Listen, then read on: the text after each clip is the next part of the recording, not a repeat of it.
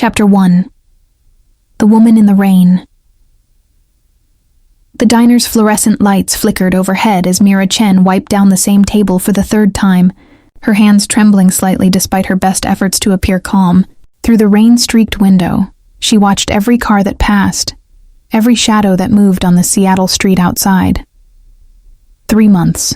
3 months since she'd witnessed something she was never supposed to see. 3 months since her entire life had shattered like glass. "You okay, honey?" Dorothy, the night manager, touched her shoulder gently. Mira flinched before she could stop herself. "Fine, just tired." The lie came easily now.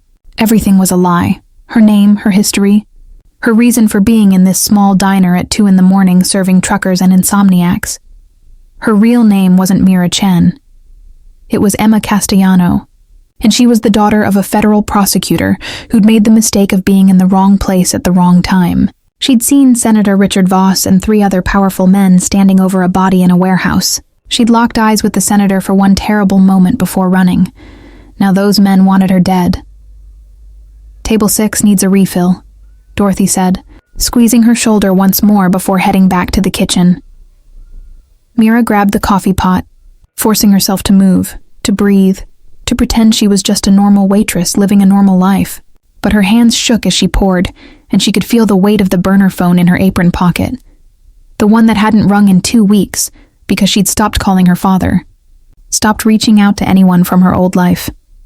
The FBI had offered witness protection, but someone inside was leaking information. 2 safe houses had been compromised. She'd barely escaped the second one, crawling through a bathroom window while men with guns searched the rooms. So now she was on her own, invisible, terrified.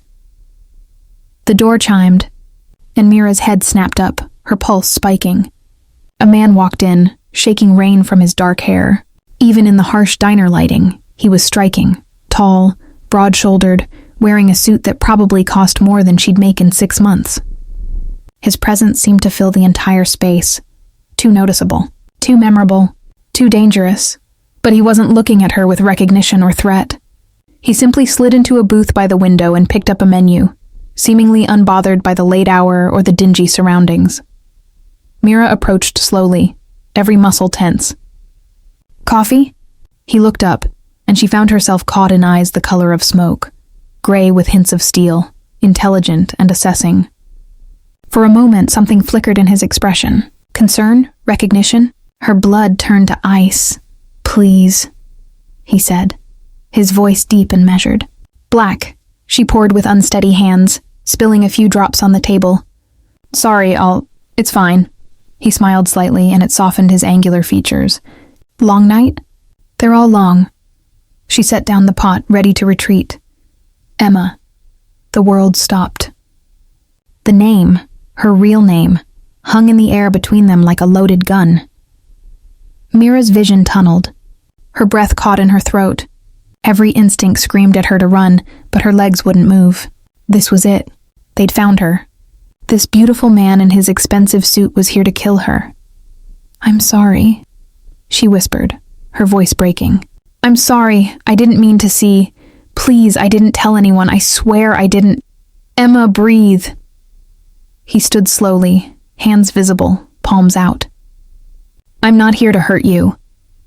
They all say that. Tears blurred her vision. The phone in her pocket felt like lead. She had nowhere to run, nowhere left to hide. "My name is Alexander Thorne," he said quietly, his voice calm despite the panic attack clearly overtaking her. "I'm not with them. I'm not with anyone who wants to hurt you. I don't believe you."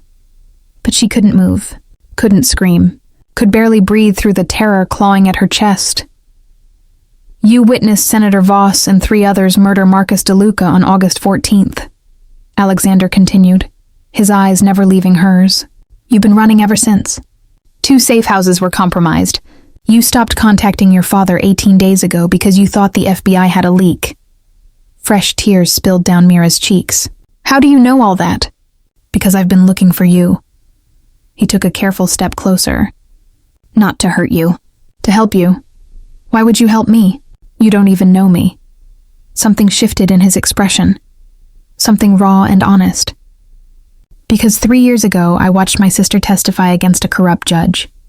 She was terrified, just like you. She was brave, just like you. And when the trial was over, when she thought she was safe, someone ran her off the road. She survived, but she'll never walk again.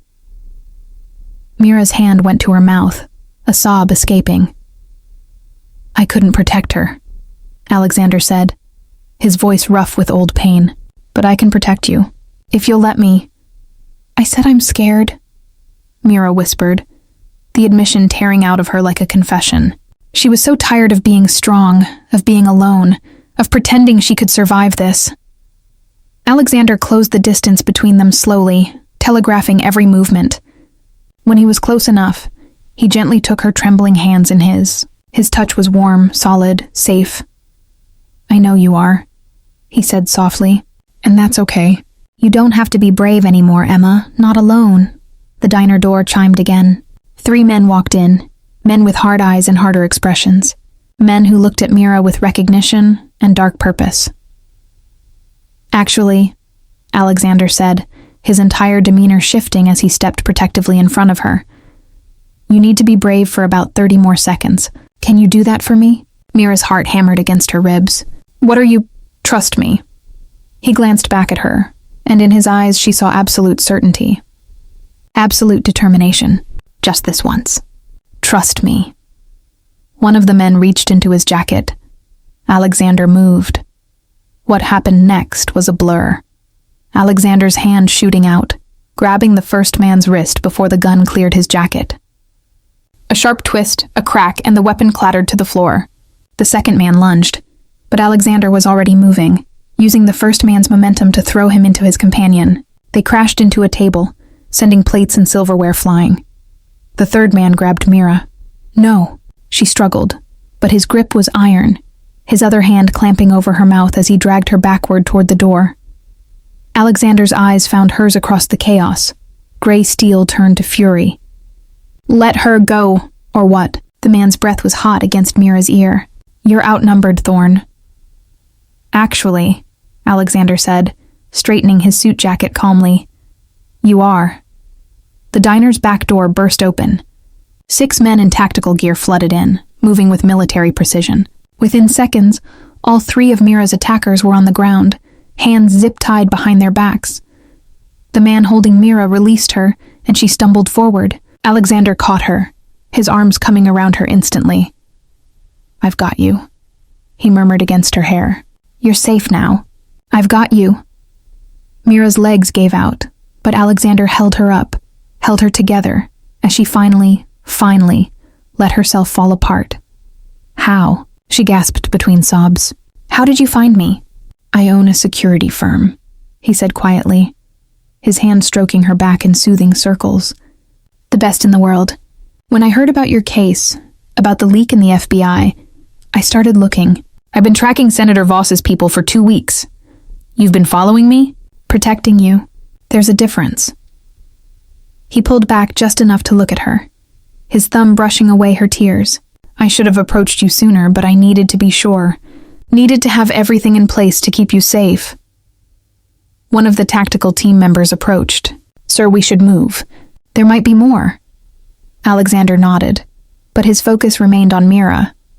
I have a secure location. A penthouse in downtown Seattle. 30-floor building, my security on every level, surveillance everywhere. You'll be safe there while we figure this out. I can't afford... I'm not asking you to pay, Emma. His voice was gentle but firm. I'm asking you to let me help. Let me protect you until we can put these men away for good. Mira looked into his eyes. This stranger who somehow knew everything about her darkest nightmare, who'd just taken down 3 armed men to save her, who was offering her sanctuary when she'd almost given up hope of ever feeling safe again.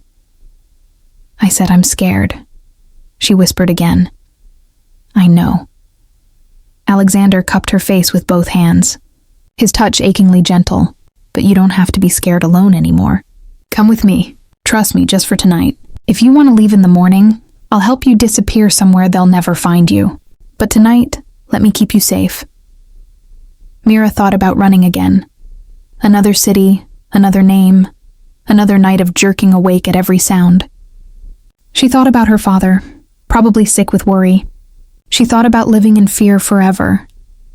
Then she looked at Alexander, Thorne, this impossibly handsome billionaire who'd walked into her life like some kind of guardian, angel, and made a choice. Okay, she breathed. Okay, relief washed over his features.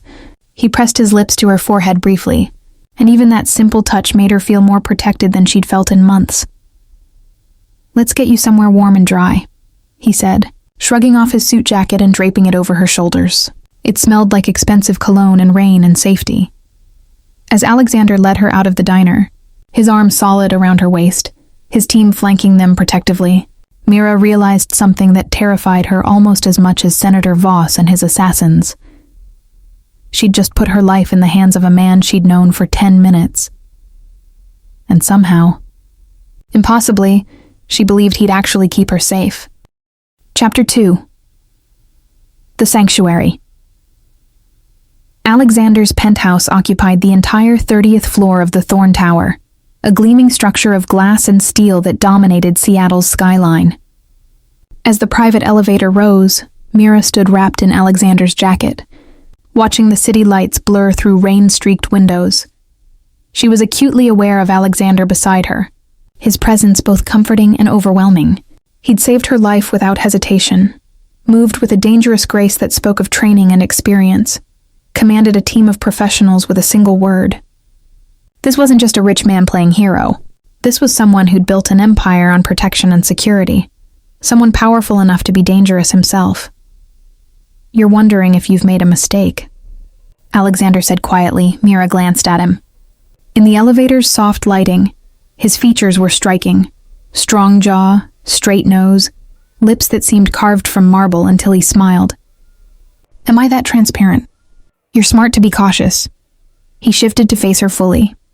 Emma, I need you to understand something. What happens next is completely your choice. My penthouse has 6 bedrooms. You can have your pick, and they all have locks on the inside. My security team will be on the floors below us, but they won't enter without permission. You can leave whenever you want. Just like that. Just like that. His gray eyes held hers steadily. I'm not your captor, Emma. I'm your, what would you call it, protective detail. I didn't hire you. A slight smile tugged at his mouth. No, but I'm expensive enough that I can afford to choose my own cases sometimes. Call it pro bono work. The elevator doors whispered open, revealing a space that took Mira's breath away. Floor-to-ceiling windows overlooked the glittering city. Modern furniture in shades of cream and charcoal created intimate seating areas. Original artwork lined the walls, pieces she recognized from her art history classes years ago, when she'd been a different person with a different life. This is... She trailed off, overwhelmed. Excessive?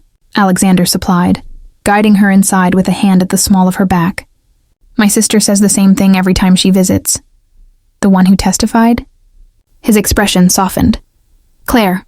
She lives in Portland now, in a fully accessible home I helped design. She's studying to be a victim's advocate.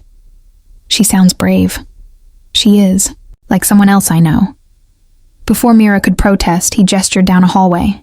Let me show you to a room. You need rest, and probably a hot shower. Mira followed him through the penthouse, trying not to gawk at the luxury surrounding her. Everything was tasteful, expensive, and somehow still warm. Family photos dotted the surfaces. Alexander with an attractive brunette woman who must be Claire, both of them laughing at some shared joke. Alexander with an older couple, probably his parents. A younger Alexander in military dress uniform. You served? She asked, pausing at that photo. Marines. 8 years. That's where I learned, let's call them specialized skills. He opened a door to reveal a bedroom that was larger than her entire apartment had been. Private bathroom through there. Clothes in the closet should fit. I had my assistant stock all the guest rooms with essentials in various sizes. Of course you did.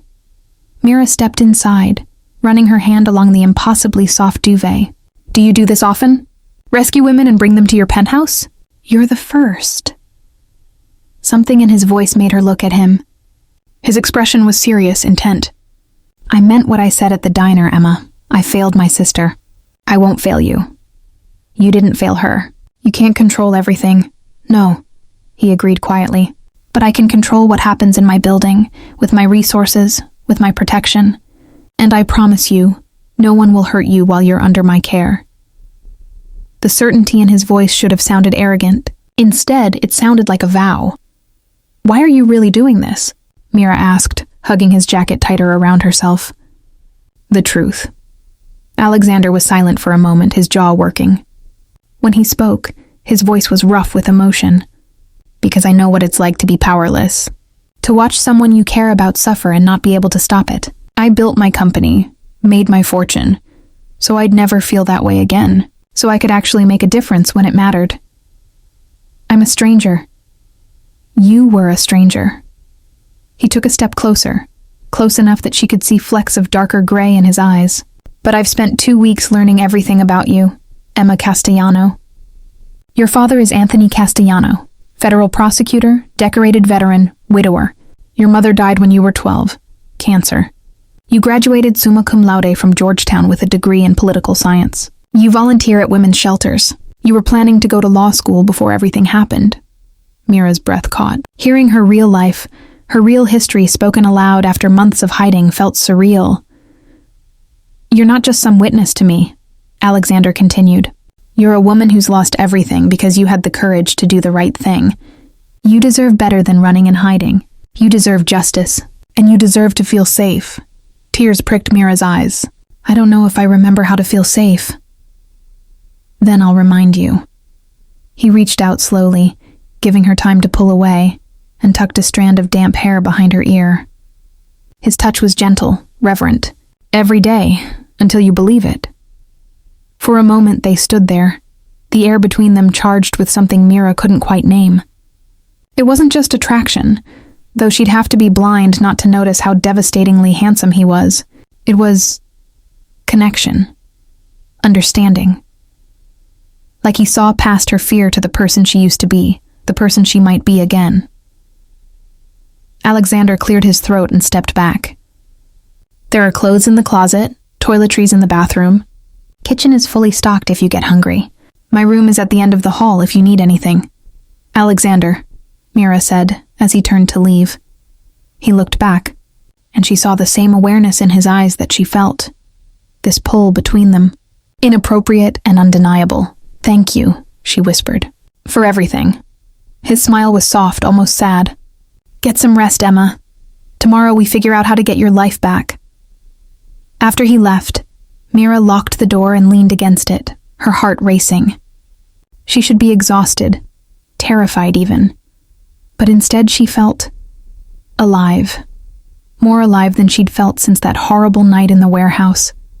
She explored the room, running her fingers over surfaces that probably cost more than her college tuition. The bathroom was marble and glass, with a shower that looked like it belonged in a spa. The closet held designer clothes with tags still attached, in exactly her size. I had my assistant stock all the guest rooms. Somehow she doubted that. Somehow she suspected Alexander had done this specifically for her, preparing for the moment he'd find her. The thought should have been creepy. Instead, it made her feel cared for, protected. Mira stripped off her diner uniform and stepped into the shower, letting hot water wash away 3 months of grime and fear and exhaustion. She used the expensive products lined up on the shelf, bergamot and sandalwood, masculine scents that reminded her of Alexander. When she finally emerged, wrapped in a plush robe, she found her burner phone on the nightstand where she'd left it. One message from a blocked number, received 20 minutes ago. "We know where you are. Say goodbye to your new boyfriend. He can't protect you from us." Mira's hands shook so badly she nearly dropped the phone. They'd found her again. They were coming. She stumbled to the door, unlocking it with fumbling fingers, and practically ran down the hall to the room Alexander had indicated as his. She knocked urgently. "Alexander!" The door opened immediately, and Alexander stood there in black pajama pants, his torso bare, concern etched across his features. "Emma, what's wrong?" She thrust the phone at him. "They found me. They know I'm here. I'm sorry, I shouldn't have come. I've put you in danger. Hey. Alexander pulled her into the room and closed the door. His hands came to rest on her shoulders, grounding her. "Breathe. You're okay. I'm okay. But the message is exactly what I expected. He guided her to sit on the edge of his bed, a massive thing with charcoal sheets that smelled like him. "Emma, look at me." She forced herself to meet his eyes. "I let them find you," he said calmly. Mira's mind struggled to process that. "You... what?" "Your phone isn't as secure as you think. I've been monitoring it since I located you. When Voss's people tried to track it tonight, I let them. I wanted them to know exactly where you are. Are you insane?" Mira tried to stand, but Alexander's gentle grip kept her seated. "I'm strategic. Emma, look around. What do you see?" She glanced around his bedroom. Minimalist, masculine, dominated by those windows overlooking the city. "I don't understand." "Those windows are bulletproof. This entire floor is a secure vault. The elevators require biometric access. My security team has this building locked down tighter than the White House." His thumb stroked her shoulder soothingly. "Let them come. Let them try. They'll find out exactly how far I'm willing to go to protect you." "You're using me as bait. I'm using the situation to draw them out." His voice was firm but not unkind. "Emma, these men have been hunting you for 3 months. They've compromised safe houses, tracked your movements, stayed one step ahead because you've been alone. But you're not alone anymore, and unlike the FBI, I don't have a leak. I have a team of former Special Forces operators who've been with me for years. I trust them with my life. And with mine, especially with yours." His hand slid down to take hers, and she realized she was trembling again. "I should have told you the plan earlier, but I needed you to act naturally. If you'd known, they might have sensed the trap." Mira pulled her hands away, anger flashing through her fear. "So you lied to me. I protected you. There's a difference, is there?" She stood pacing his bedroom, the plush carpet soft under her bare feet. "You made me feel safe, Alexander. You made me trust you, and all along this was just some tactical maneuver." Alexander stood too, his expression pained. "That's not fair. Everything I said was true. Everything I promised still stands. Except you're also using me to catch them." "Yes." He didn't deny it, didn't make excuses. "But Emma, think about it. What's your alternative? Keep running forever? Live in fear, looking over your shoulder, never seeing your father again? Or help me end this. Help me put these men away so you can have your life back." Mira stopped pacing, her back to him. He was right, and she hated that he was right. She was so tired of running, so tired of being afraid. "You should have told me," she said quietly. "I know." His voice came from closer behind her. "And I'm sorry for that, but I'm not sorry for protecting you the best way I know how." She turned to find him barely a foot away, his gray eyes intense in the dim lighting. This close, she could see the faint scars on his chest and shoulders, evidence of a hard life, hard choices, battles fought and survived. "What happens when they come?" she asked. "My team captures them. We gather evidence. We turn them over to authorities we know aren't compromised. And you testify, with protection that actually works this time. And then you're free." He said it like a promise, like a prayer. "You get your life back. You go to law school. You see your father. You stop being afraid." It sounded like a fairy tale, too good to be true. "I said I'm scared," Mira whispered, the admission harder now because she wasn't just afraid of Voss's men anymore. She was afraid of how she felt standing here in Alexander's bedroom, wearing his robe, looking into eyes that seemed to see straight through to her soul. "I know." Alexander lifted his hand slowly, giving her time to pull away, and cupped her cheek. "But Emma, I need you to understand something. This started as a mission, a way to make up for failing Claire, but somewhere between finding you and saving you." He trailed off, his thumb brushing her cheekbone with devastating gentleness. "What?" she breathed. It became personal. His voice was rough, honest. "You became personal, and that's not tactical or strategic or part of any plan. That's just truth." Mira's heart hammered against her ribs. She should step back, should return to her room, lock the door, maintain distance. But instead, she found herself leaning into his touch, her eyes fluttering closed. "This is a bad idea," she murmured. "Probably the worst I've ever had." His forehead touched hers, and the intimacy of it stole her breath. "But Emma, I swear to you, I will keep you safe. Not just from them, from me too, if that's what you need." She opened her eyes to find him watching her with an intensity that made her knees weak. "And if I don't want to be safe from you?" His sharp intake of breath was audible. Then we're both in trouble. For a long moment, they stood frozen, balanced on the edge of something that could either save them or destroy them both. Finally, Mira stepped back, wrapping her arms around herself. "I should go. Get some rest. Emma, you were right earlier. Tomorrow we figure out how to get my life back." She moved toward the door, but paused with her hand on the handle. "Alexander, yes? I'm trusting you. With everything. Please don't make me regret it." His expression was solemn, determined. "I won't. I swear on everything I am, I won't." Mira nodded and slipped back into the hallway, closing the door behind her. She leaned against it, trying to calm her racing pulse. Inside, she heard Alexander's voice, muffled but clear. "Yeah, it's me." They took the bait. Triple security on all access points. No one gets in or out without my authorization. And Marcus? She's under my personal protection. Make sure everyone understands what that means. A pause. "I don't care what it costs. This ends tomorrow."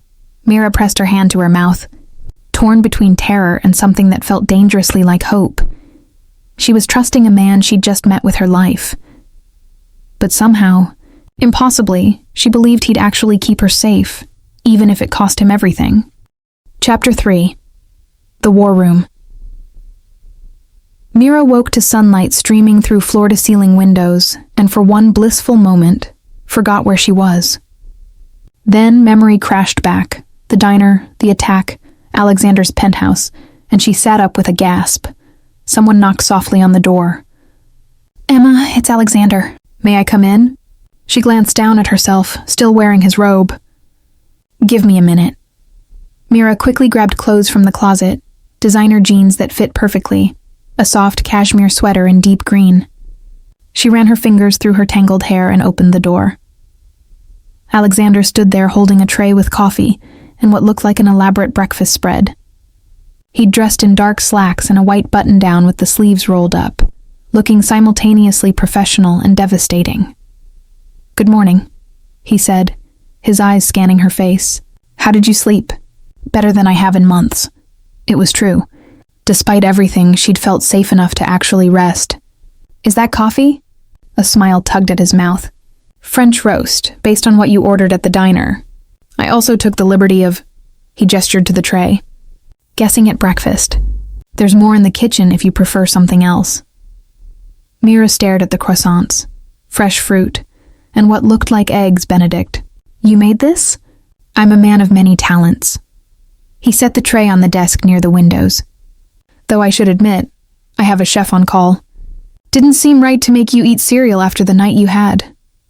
She poured herself coffee, wrapping her hands around the warm mug. "What's the plan today? When do they come?"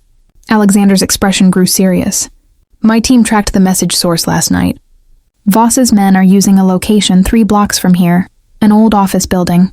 They're planning their approach." "How do you know?" "Because I have eyes and ears everywhere in this city." He moved to stand beside her at the window, looking out over Seattle. "Emma, I need to show you something. Are you up for it?" She nodded, curiosity overriding her anxiety. Alexander led her down the hall to a door she hadn't noticed the night before. He pressed his palm to a scanner, and heavy locks disengaged. The door opened to reveal a room that looked like it belonged in a spy movie. Multiple screens covered one wall, showing security feeds from what must be every corner of the building and surrounding streets. Computer stations hummed quietly. 3 people in professional attire worked at various terminals, and they all looked up when Alexander entered. "Everyone, this is Emma," Alexander said. "Emma, this is my core team. Marcus Chen, my head of security." A stocky Asian man with kind eyes nodded to her. "Sophia Rodriguez, surveillance specialist." A sharp-eyed woman with sleek black hair gave her a small smile. "And James Park, tactical operations." A tall man with military bearing inclined his head. "Ma'am." "This is impressive," Mira said, overwhelmed. "This is necessary." Alexander guided her to the center screen. "Marcus, show her what we found."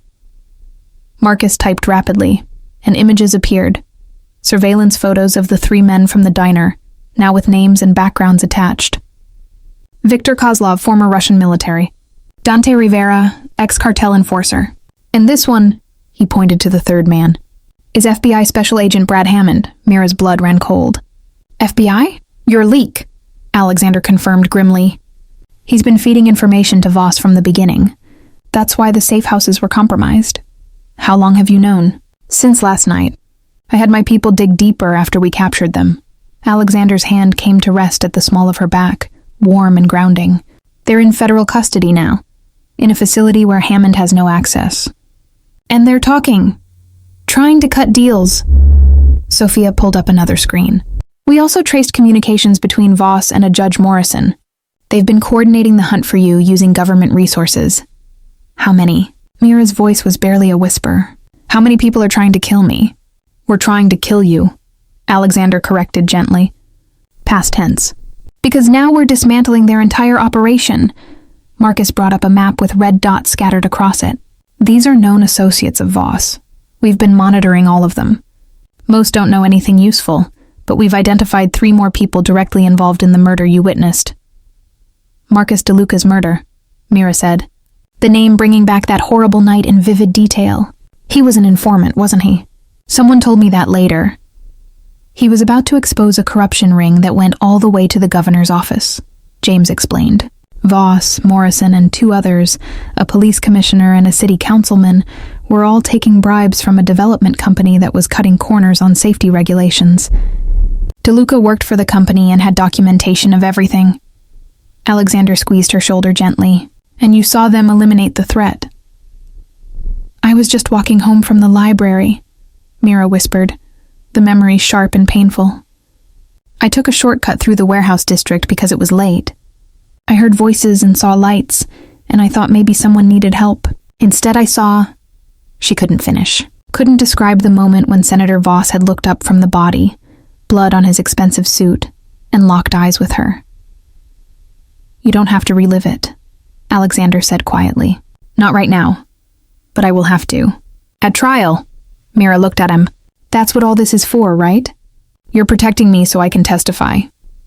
I'm protecting you because you deserve to be protected. He corrected. The testimony is justice. You are the priority. Something in his voice made her believe him, made her believe that she wasn't just a case to him, a mission to complete. Sophia pulled up another screen. The good news is, we have enough evidence now to build a case even without your testimony. The 3 men we captured are giving up everything in exchange for reduced sentences. Hammond's communications alone prove the conspiracy. So I don't have to testify? Hope flared in Mira's chest. You still should, Alexander said. Your eyewitness account is powerful. But Emma, the difference is now you'll testify because you choose to, not because you have to. You have leverage now, protection that can't be compromised. And most importantly, he turned to face her fully. You have me. The intensity in his eyes stole her breath. In the bright morning light, she could see the fine lines at the corners, evidence of smiles and stress in equal measure, could see the determination, the fierce protectiveness that had driven him to find her in the first place. Why are you really doing this? She asked again, needing to understand. And don't tell me it's about your sister. There's something else. Alexander was quiet for a moment, then nodded to his team. Give us a minute. They filed out efficiently, and suddenly Mira was alone with Alexander in this high-tech war room, surrounded by evidence of corruption and danger and everything she'd been running from. You're right, Alexander said finally. It's not just about Claire. It's about... He ran a hand through his hair, a surprisingly vulnerable gesture. Do you know what it's like to have all the money in the world and still feel powerless? No, she admitted. I built an empire. I have resources most people can't imagine. But at the end of the day, I'm still just one man trying to make a difference in a world that doesn't care. His gray eyes met hers. When I heard about your case, when I learned that a witness was being hunted because she had the courage to do the right thing, it reminded me why I started this company in the first place. Not to make money, to actually help people who have nowhere else to turn. But you could have just handed the information to the authorities, Mira pointed out. And watch them fail you again? Watch another safe house get compromised? Another leak put you in danger? He shook his head. No, this time I needed to be sure. I needed to do it myself. Control, Mira said softly. That's what this is really about. You need to control the situation because you couldn't control what happened to Claire. Alexander's jaw tightened. Maybe. Is that so wrong? No. She took a step closer to him, drawn by the raw honesty in his expression. It's human. But Alexander, you can't protect everyone. You can't save the world. I'm not trying to save the world. His voice dropped, intimate and rough. Just you, the air between them charged with electricity. Mira's heart hammered as Alexander lifted his hand, hesitating just inches from her face. Can I? He asked quietly. She nodded, not trusting her voice. His fingers brushed her cheek, tucking a strand of hair behind her ear with such tenderness it made her chest ache. When I first saw your file, you were just a case, a puzzle to solve. But then I watched you, Emma. I watched you work at that diner, exhausted and terrified. But you were kind to every customer, patient with Dorothy when she forgot orders. You gave your tips to the homeless man who came in every night for coffee. Mira's breath caught. She'd had no idea he'd been watching that long. I watched you, Alexander continued, his thumb tracing her jawline. And I saw someone extraordinary, someone brave and good and deserving of so much more than fear and hiding. And I realized this wasn't just about redemption or justice anymore. It was about you, about giving you back the life those bastards stole. Alexander, she whispered, overwhelmed by the intensity of his gaze, the gentleness of his touch. I know this is fast. I know it's probably the worst possible timing. His forehead touched hers, and she felt his breath ghost across her lips. But Emma, I need you to know, protecting you isn't just a mission. You're not just a case. You're everything I didn't know I was looking for. Mira's hands came up to rest on his chest, feeling his heart racing beneath her palms. This is crazy. We barely know each other. I know you graduated Georgetown with honors. I know you've spent 3 months living in fear, but never lost your humanity. I know you're terrified right now, but you're still standing here, still fighting. His hands cradled her face. I know enough. What if, her voice broke, what if when this is over, when I'm safe, you realize I was just someone you saved? What if this feeling is just adrenaline and circumstance? Then I'll spend every day proving it's more than that. His conviction was absolute. Emma, I'm not going anywhere. Not when this is over, not ever. Unless you want me to. She should say yes, should put distance between them, maintain boundaries. But standing here in his arms, with his forehead pressed to hers, and his heart beating against her palms, Mira couldn't remember why protecting herself from this felt more important than experiencing it. I said I'm scared, she breathed. I know. His lips brushed her forehead, feather-light. But this time, what are you scared of? This. You. The way you make me feel when I shouldn't feel anything except fear and survival. She pulled back just enough to meet his eyes. Alexander, these men are still out there. Voss is still free. I can't think about whatever this is between us when I'm still running for my life. You're not running anymore. His voice was steel wrapped in silk. And Voss won't be free for long. Emma, by tonight this will be over. You'll be safe. And then what? A slow smile curved his mouth, transforming his face from severe to devastating. Then I take you to dinner. Somewhere expensive where you can order whatever you want and not worry about the price. Where we can talk about something other than danger and testimony. Where I can try to convince you that what you feel isn't just trauma and fear. Despite everything, Mira laughed. You're very confident. I'm a billionaire, Emma. Confidence comes with the territory. But his expression softened. Though I'll admit, you terrify me more than any boardroom or battlefield ever has. Why? Because I've never wanted to get this right before. Never mattered this much. His thumb traced her lower lip, and she shivered. You matter, Emma Castellano, more than you should, more than is probably wise.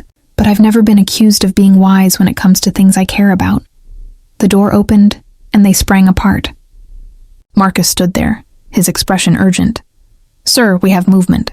Voss and 3 others are approaching the building. They're armed and they're not being subtle about it. Alexander's entire demeanor shifted. The tender man of moments ago replaced by a tactical warrior. Positions? South entrance, parking garage level. They cut the cameras, but we have backup feeds. Marcus pulled up his tablet. They're planning to come up through the service elevator, which we've locked down. Alexander was already moving, Mira following close behind. How many? 4 confirmed. Could be more in vehicles. They returned to the war room where Sophia and James were already coordinating. Alexander pulled up the security feeds, and Mira saw them. 4 men in tactical gear, carrying weapons that looked military grade. That's Voss, she said, pointing to the tallest one. Even covered in gear, she recognized his build, the way he moved. Sophia, call it in, Alexander ordered. FBI agent Sarah Chen, she's clean. Tell her we have Senator Voss attempting a violent felony. James, where are our people? Floors 25 through 29, all positions covered. They're walking into a box. Alexander turned to Mira, his expression intense. I need you to go to my bedroom. Lock the door. Stay away from the windows. No matter what you hear. Don't come out until I come get you. No. The word surprised her as much as it seemed to surprise him. I'm not hiding while you... Emma. He gripped her shoulders. I need to know you're safe. I can't focus on stopping them if I'm worried about you getting caught in crossfire. Then don't stop them here. Let them go. Even as she said it, she knew it was impossible. But the thought of Alexander in danger, of him being hurt because of her, not an option. His voice was firm, but his touch gentle. These men have terrorized you for 3 months. They murdered someone in cold blood. They corrupted the justice system to cover it up. This ends now. Alexander, he kissed her. Not the gentle, questioning touch from before, but something fierce and claiming and full of promise. When he pulled back, his eyes blazed with determination. This ends now, he repeated. And then we start something new. But I need you safe, Emma. Please. For me. She wanted to argue, wanted to stay by his side, but she saw the plea in his eyes, not for himself, but for her.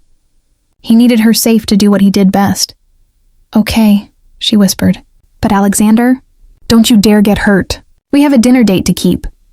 His smile was quick and devastating. Wouldn't miss it for the world. He kissed her forehead, then turned to Marcus. Get her to my room. Stay with her until this is over.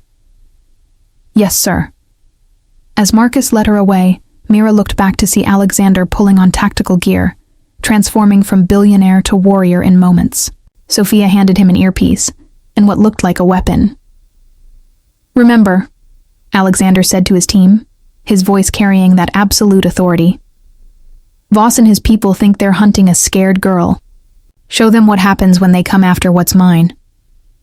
The possessiveness in his voice should have bothered her. Instead, it made her feel safer than she had in months. Marcus guided her to Alexander's bedroom and did a quick sweep. Windows are secure. Doors reinforced. You'll be safe here, ma'am. What's going to happen? Marcus's expression was reassuring. Mr. Thorne knows what he's doing. We've trained for scenarios like this. Those men won't get within 10 floors of you. Will anyone get hurt? Not our people. We're professionals. He moved to the door. I'll be right outside. Don't open this for anyone but Mr. Thorne or me. Then she was alone in Alexander's bedroom, her heart racing as she heard muffled sounds from elsewhere in the building. Shouting. Something that might have been gunfire, though it was hard to tell through the reinforced walls. Mira paced, her mind conjuring terrible scenarios. Alexander injured, Voss escaping, everything going wrong. She pulled out her phone, her real phone that Alexander had returned to her that morning, now secure. One contact, her father. She hadn't spoken to him in weeks. Her thumb hovered over the call button. Then the bedroom door burst open. But it wasn't Alexander or Marcus. It was Brad Hammond, the corrupt FBI agent, and he had a gun pointed directly at her heart. Hello, Emma, he said with a cold smile. Miss me? Chapter 4. The truth. Mira's scream died in her throat as Hammond kicked the door shut behind him. Scream and I shoot, he said calmly. Your billionaire boyfriend is currently occupied with Voss and his men downstairs. Funny thing about diversions, they work. How did you... Mira pressed against the far wall, her mind racing. Get out of custody? Get past security? Get all the way up here? Hammond moved closer, and she saw blood on his sleeve. Let's just say I have friends in low places. And high ones. You really think 3 thugs were going to give me up? I've been covering tracks for 20 years, sweetheart. Alexander knows you're the leak. It's over, Hammond. Is it? He tilted his head. Because from where I'm standing, I have leverage. I have you, and I have about 3 minutes before your boyfriend figures out Voss isn't really trying to breach the building. He's just the distraction while I complete the actual mission. Mira's blood turned to ice. This was a trap. For him. For you. For all of us. Hammond checked his watch. Here's what's going to happen. You and I are going to walk out of here. You're going to stay quiet and compliant. And when we're clear, I'm going to put a bullet in your head and dump you somewhere they'll never find you. Voss and the others will take the fall. I'll be the hero agent who tried to save you but arrived too late, and I get to keep breathing. Win-win. For me, anyway. They'll know it was you. Will they? Because I'm betting Thorne cares more about rushing to save you than checking his 6. Hammond grabbed her arm, his grip bruising. Move, service stairs, east side. We're leaving, now. Mira's mind raced. She could fight, but he had a gun pressed to her ribs now. She could scream, but he'd shoot her before anyone arrived. She could comply and hope for rescue, but Hammond was right. Alexander was focused on the threat downstairs. As Hammond dragged her toward the door, Mira's eyes fell on Alexander's nightstand. On the photo of him and Claire, both of them laughing, both of them whole before tragedy struck. I failed my sister. I won't fail you. Alexander's words echoed in her mind. He'd meant them. He'd meant every promise he'd made, but he couldn't save her if he didn't know she needed saving. Hammond pulled her into the hallway. It was empty, Marcus nowhere to be seen. Had Hammond killed him? The thought made her sick. East stairs, Hammond muttered, dragging her forward. Nice and quiet, or I start shooting civilians. Your choice. They were halfway down the hall when Mira made her decision. She couldn't let Hammond take her out of this building. She couldn't let Alexander fail because she'd been too afraid to fight. She'd been afraid for 3 months. She was done being afraid. I said I'm scared, Mira whispered, echoing the words that had started everything. Hammond laughed. You should be. No. Mira drove her elbow back into his solar plexus with every ounce of strength she had. I said it. Past tense. I'm not scared anymore. Hammond's grip loosened just enough. Mira twisted, bringing her knee up toward his groin, but he blocked it. They struggled, and the gun went off, deafeningly loud in the enclosed space. Pain bloomed in Mira's shoulder, hot and sharp, but adrenaline kept her moving. She clawed at Hammond's face, going for his eyes, fighting with a desperation born of 3 months of terror, finally finding an outlet. You bitch! Hammond raised the gun again. A door exploded open. Alexander came through it like an avenging angel, his eyes taking in the scene in a split second. Mira bleeding, Hammond with the gun, and that was all he needed. What happened next was brutal and efficient. Alexander closed the distance before Hammond could pivot, his hand locking around Hammond's wrist, twisting until bones cracked and the gun clattered to the floor. Alexander drove his knee into Hammond's stomach, then his elbow into the man's face. Hammond crumpled, unconscious before he hit the ground. Alexander was on his knees beside Mira in an instant, his hands gentle despite the violence he'd just committed. Emma! Jesus, Emma, you're bleeding. It's not bad, she gasped, though her shoulder throbbed and she could feel blood soaking her sweater. It went through, I think. Alexander, I'm sorry, I should have... Shh, you're okay. You're going to be okay. He was already pulling off his shirt, pressing it against her wound. Marcus, I need medical up here now. Footsteps pounded down the hall. Marcus appeared, his own face bloodied.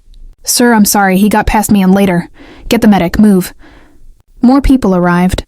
James, Sophia, and 2 men Mira didn't recognize carrying medical gear. They worked quickly, efficiently, cutting away her sweater and assessing the wound. Through and through, one of them confirmed. Missed the major arteries. She's lucky. I don't feel lucky, Mira muttered, then hissed as they cleaned the wound. Alexander knelt beside her, his hand finding hers and gripping tight. His face was pale, his jaw clenched. You were supposed to stay in the room. You were supposed to be safe.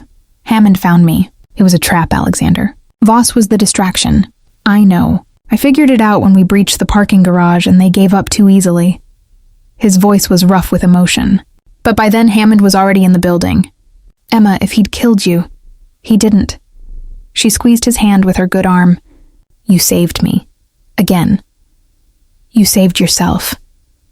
Alexander's voice held something between pride and terror. You fought him? I heard the gunshot and I thought... He broke off, his composure cracking. Emma, I can't lose you. You won't. The medic was wrapping her shoulder now, the pain dulling to a manageable throb. Alexander, is it over? Did you get Voss? Voss and 2 others are in custody. The 4th man is dead. He tried to shoot James and chose poorly. Alexander's gray eyes held hers. And Hammond makes 4 corrupt officials we can prove were involved in the murder. It's over, Emma. It's really over. The words didn't seem real. After 3 months of running, hiding, looking over her shoulder, it was over. My father, she said suddenly. I need to call my father. Already done. Sophia approached with a phone. He's on his way to Seattle. Should be here in 3 hours. Tears pricked Mira's eyes. I'm going to see him? Really see him? Really see him, Alexander confirmed, his thumb stroking her hand. You're safe now. You can go home. Home. The word felt foreign. She'd been running so long she'd forgotten what home felt like. Can you stand? The medic asked. You should probably go to a hospital. No hospitals, Mira said firmly. Hospitals meant reporters, meant exposure, meant everyone knowing where she was. Old habits died hard. Emma, Alexander started. Please, I can't. Not yet. She looked at him, willing him to understand. Can I stay here? Just for tonight? Until I see my father? Alexander's expression softened. You can stay as long as you need. But let the medic set up an IV at least. You've lost blood, she nodded, exhausted suddenly. The adrenaline was fading, leaving her shaky and overwhelmed. They moved her back to the guest room she'd slept in. Hers now, apparently. The medic set up fluids and pain medication, gave her strict instructions, then left her alone with Alexander.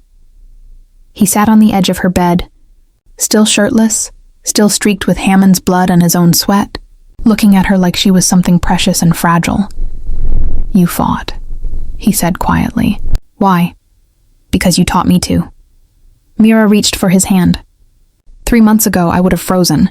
Would have let Hammond take me. But you made me remember that I'm not just a victim. I'm someone worth fighting for. Emma. Her name was a prayer on his lips. When Hammond had that gun on me, I thought about what you said, about getting my life back, about that dinner date. She smiled despite the pain. I wanted that dinner date, Alexander.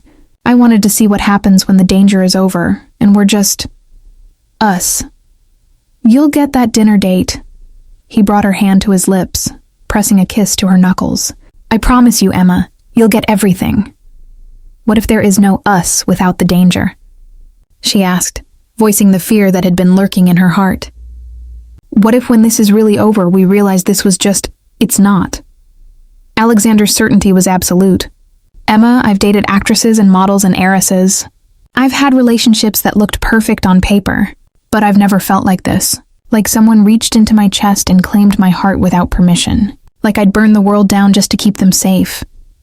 That's very dramatic. I'm a dramatic person. His smile was crooked, vulnerable. Ask anyone who knows me. I'm intense and controlling, and I don't do anything halfway. But Emma, what I feel for you isn't about the danger or the adrenaline. It's about who you are. The woman who gives her tips to homeless men. The woman who fights back when everything says to give up. The woman who trusted me when every instinct said not to. Mira's throat tightened with emotion.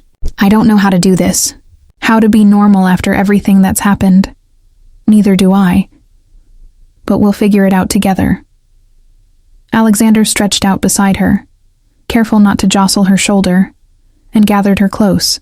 For tonight, just rest. Let me hold you. Let yourself be safe. She curled into him, her head on his chest, listening to his heartbeat. It was steady, strong, real. Alexander, Thank you. For everything. For finding me. For protecting me. For making me believe I could have my life back. His arms tightened around her. Emma, you gave me something too. You reminded me why I do this. Why I built this company, made this money, train this team. It's not about control or redemption. It's about making sure people like you, good people, brave people, don't have to face the darkness alone. They lay there in comfortable silence, the late afternoon sun painting the room in gold. Outside, Seattle continued on, oblivious to the small war that had just been fought in this tower. What happens now? Mira asked eventually. With the case with Voss? Now the real justice system takes over.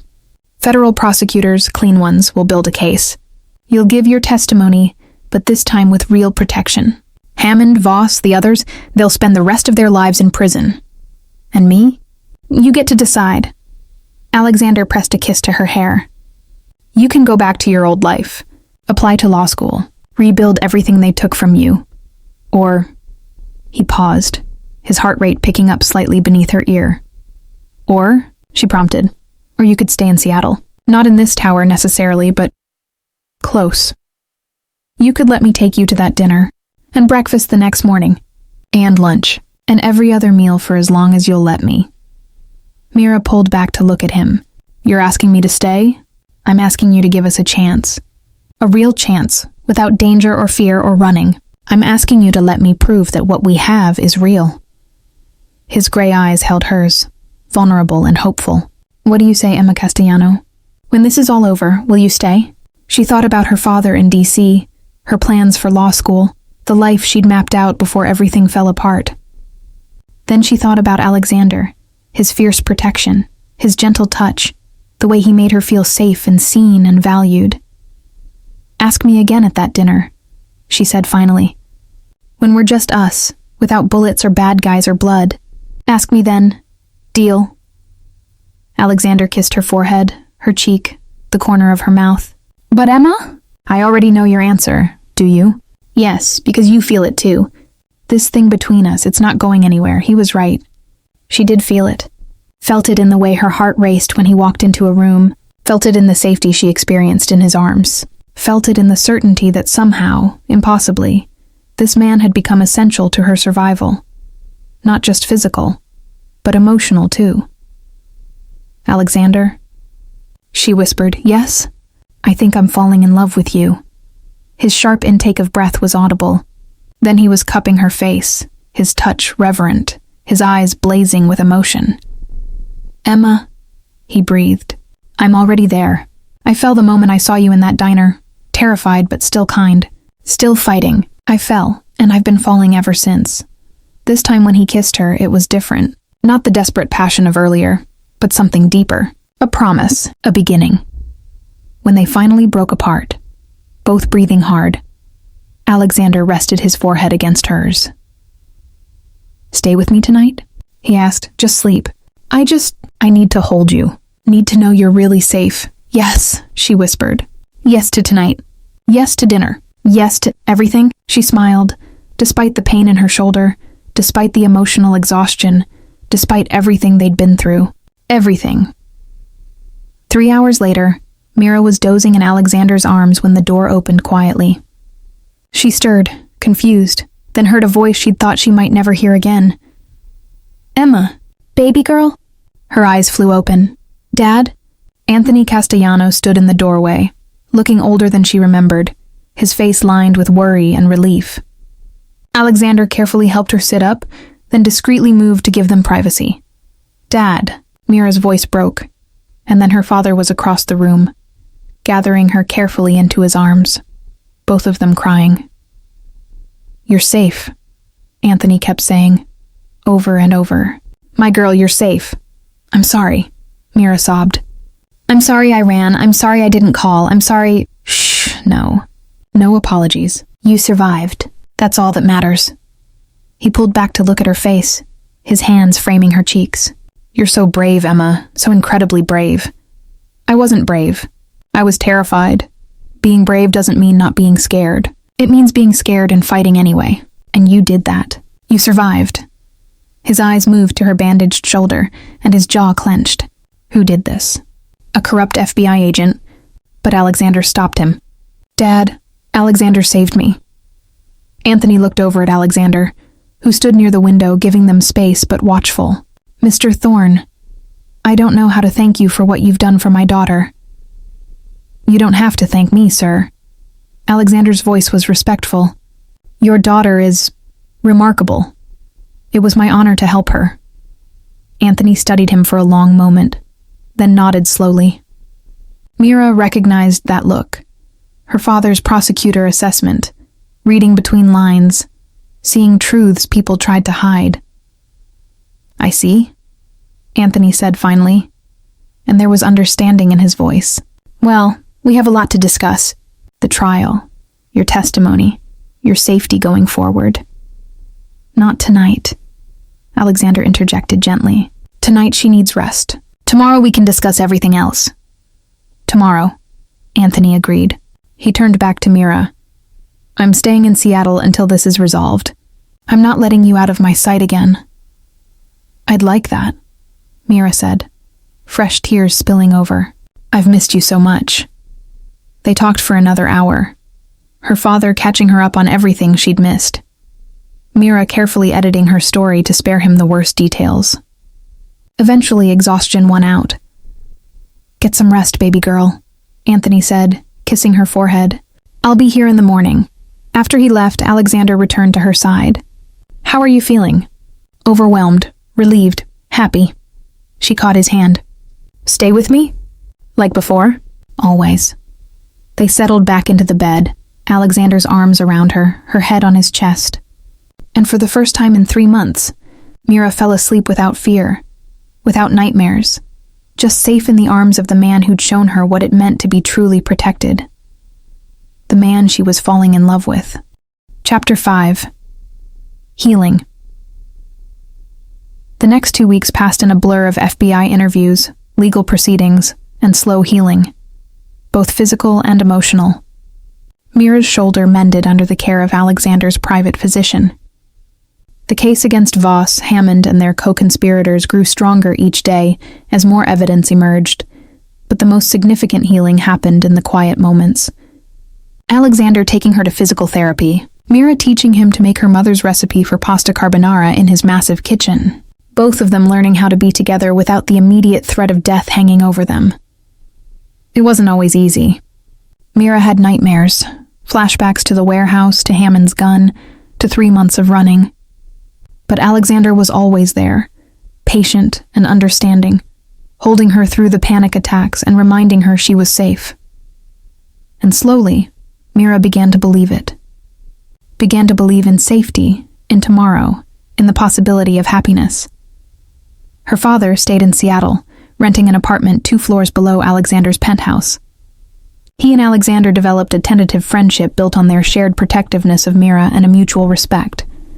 He's good for you, Anthony told her one morning over coffee. I see it in your eyes. You're coming back to yourself. I love him, Mira admitted. Is that crazy? After such a short time? Love doesn't follow a schedule, sweetheart. When you know, you know. Her father smiled. Your mother and I knew after 2 weeks. Married within 6 months. Best decision I ever made. You approve then? I approve of anything that makes you happy. And Emma? You look happy. She was. Despite everything, she was genuinely happy. The trial date was set. 2 months away, enough time for the prosecution to build an ironclad case. Mira would testify, but she wouldn't be alone.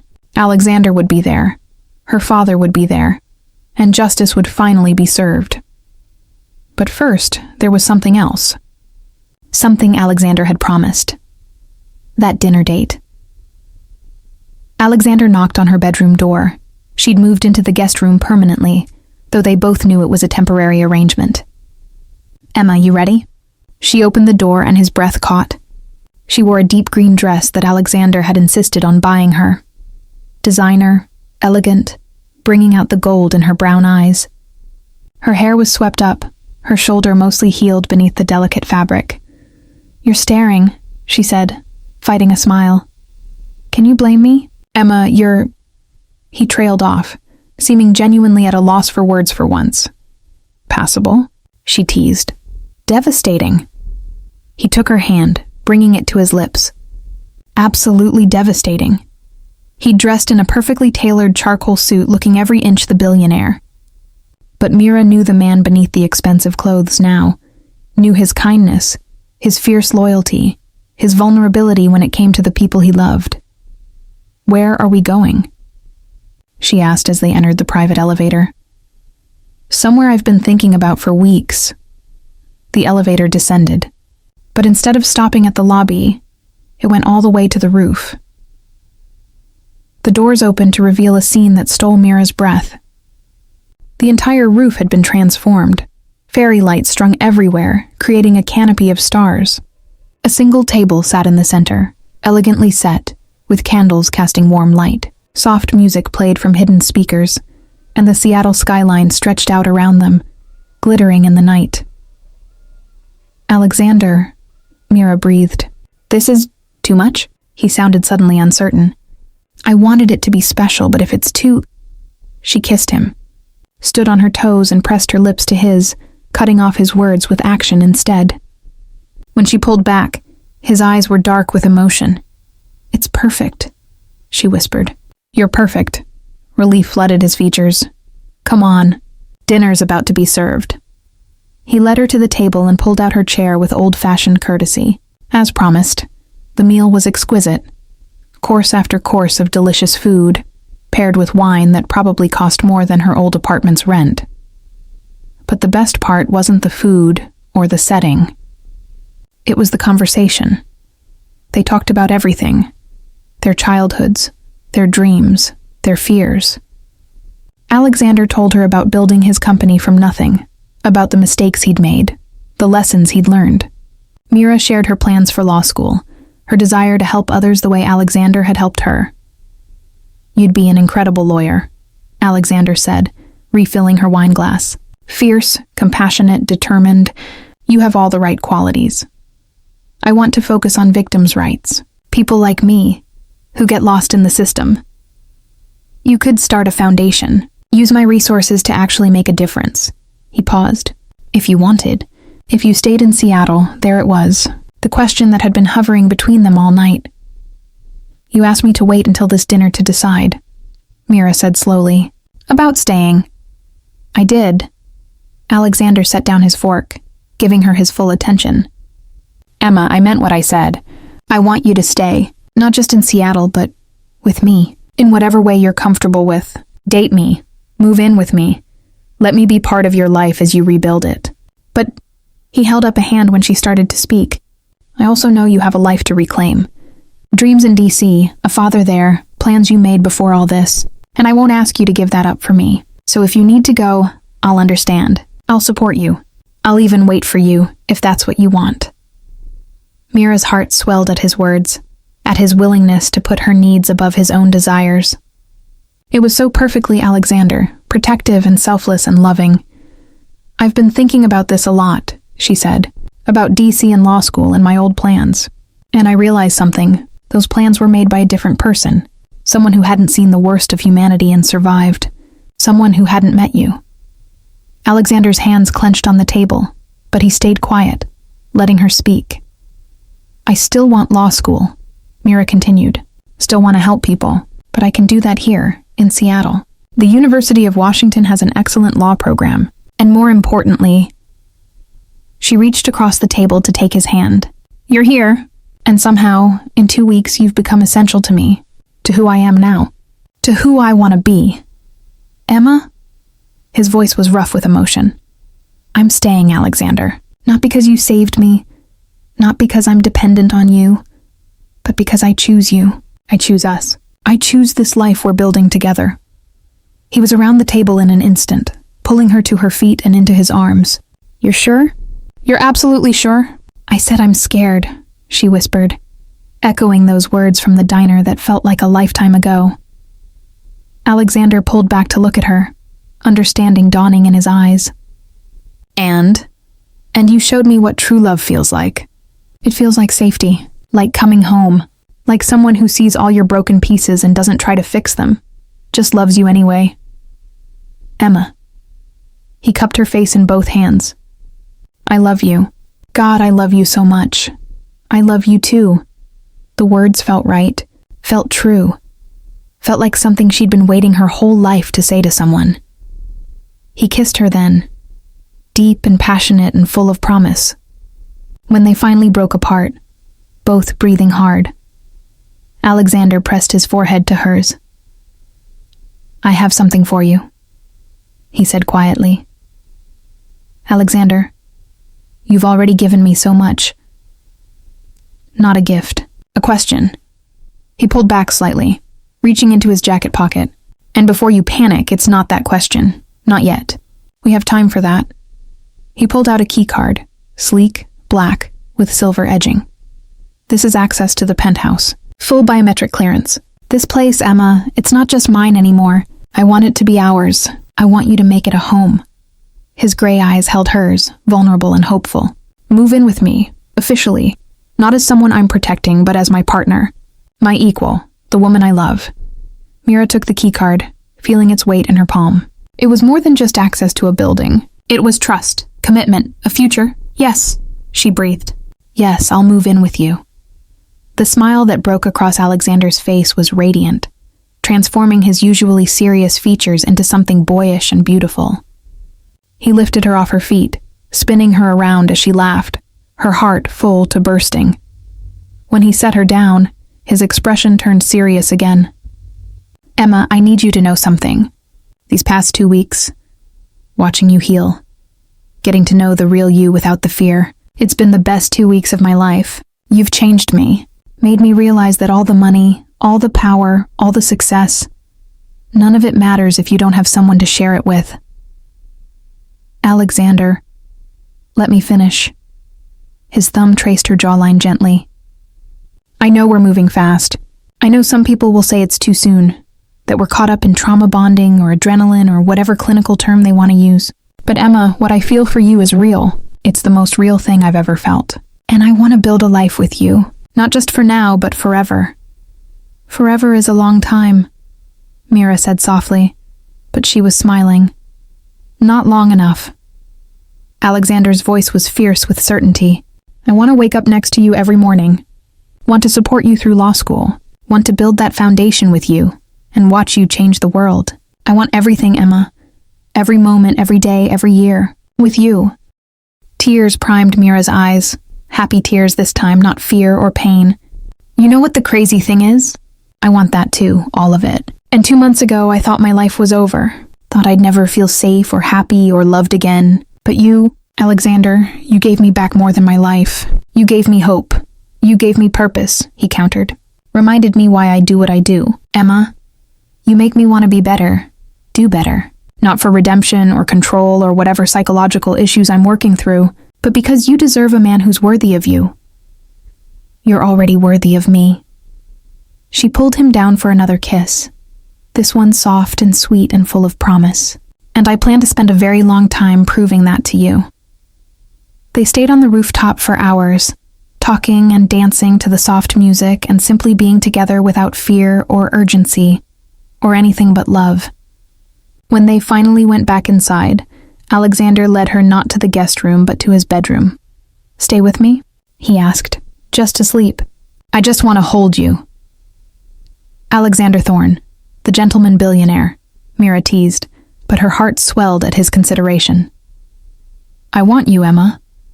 God knows I want you." His voice was rough. "But when we take that step, I want you to be completely healed. Want there to be no question that we're both ready, that it's about us, not about everything we've been through. How did I get so lucky?" Mira wondered aloud. "I ask myself the same thing every day." He pulled her close, his arms wrapping around her waist. "Come to bed, love. Let me hold you while you sleep." They changed, Alexander lending her one of his shirts, which fell to mid-thigh on her smaller frame, and climbed into his massive bed. Alexander pulled her against his chest, one arm draped protectively over her waist. "Emma?" he murmured into her hair. "Thank you. For what?" "For trusting me. For choosing me. For giving me something I didn't even know I was looking for." His voice was thick with emotion. "You've made me believe in things I'd given up on. Love. Partnership. The idea that someone could see all of me. The control issues. The intensity, the darkness, and choose to stay anyway." Mira turned in his arms to face him, her hand coming up to cup his cheek. "Alexander, there is no darkness in you. There's just a man who loves so fiercely that he'll go to war to protect the people he cares about. A man who turned his pain into purpose. A man who saved my life and then gave me a reason to live it. His eyes glistened in the dim light. I love you, Emma Castellano. I love you, Alexander Thorne. She kissed him gently. Now let's get some sleep. Tomorrow we start building our future. Tomorrow, he agreed, pulling her close again. And for the first time in 3 months, Mira fell asleep without any fear at all. Just safe, loved, and home in the arms of the man who'd shown her what true love really felt like.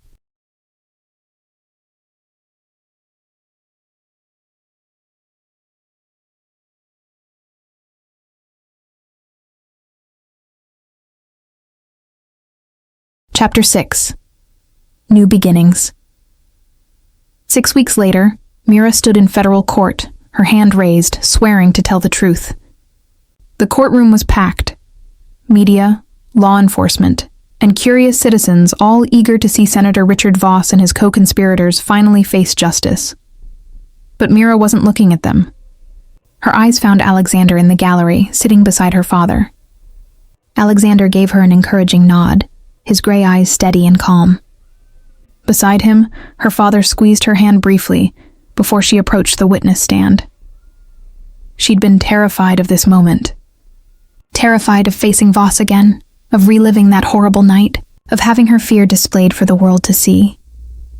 But as she sat down and looked at the prosecution attorney, a sharp woman named Sarah, Chen who Alexander had vetted personally, Mira felt something unexpected, strength.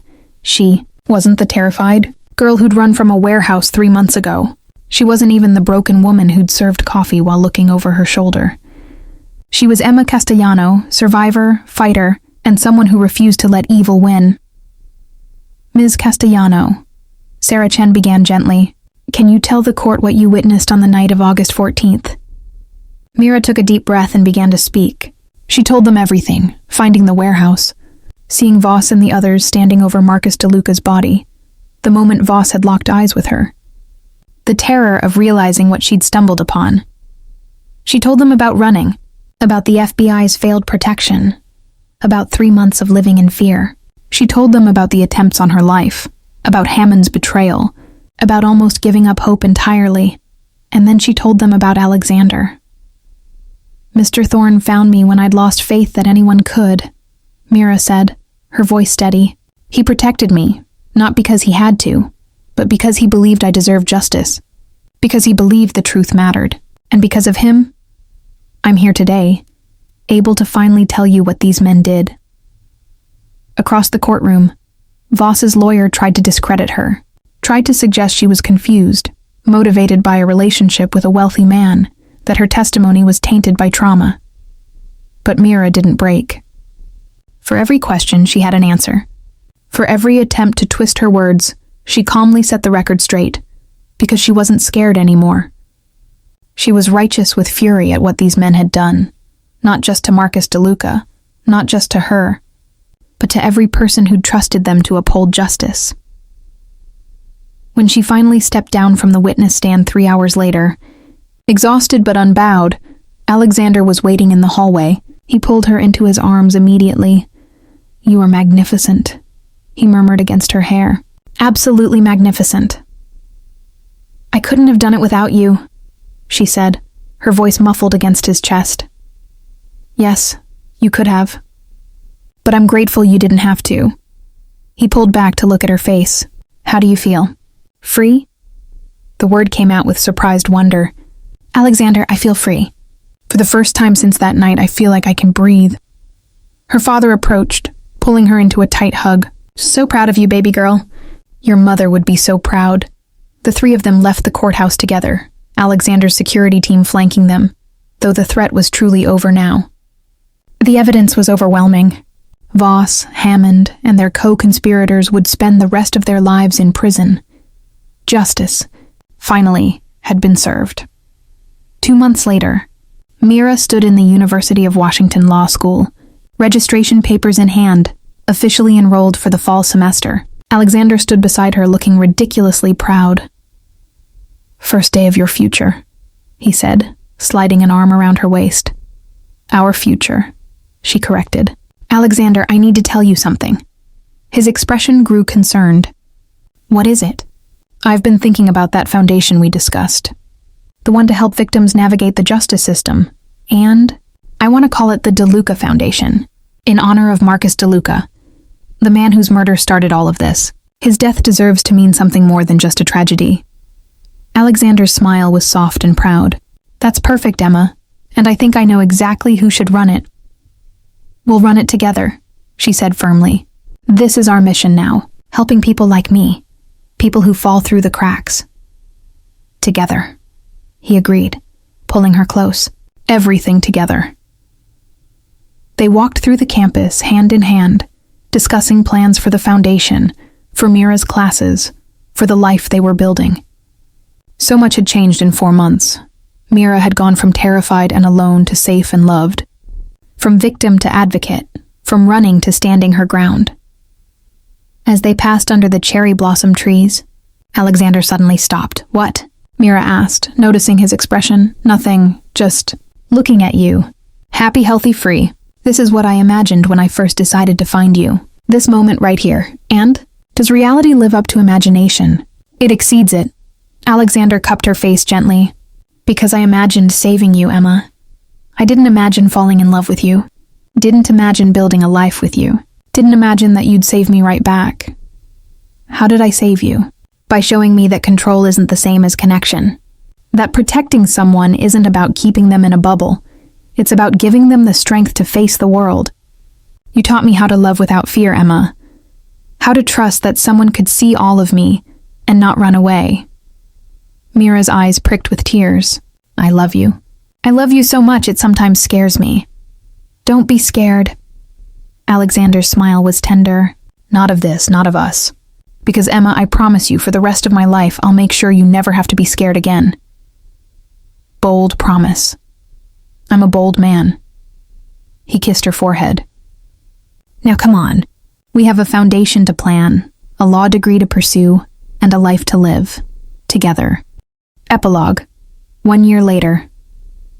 The DeLuca Foundation Gala was in full swing. Seattle's elite mingling in the ballroom of the Thorn Tower.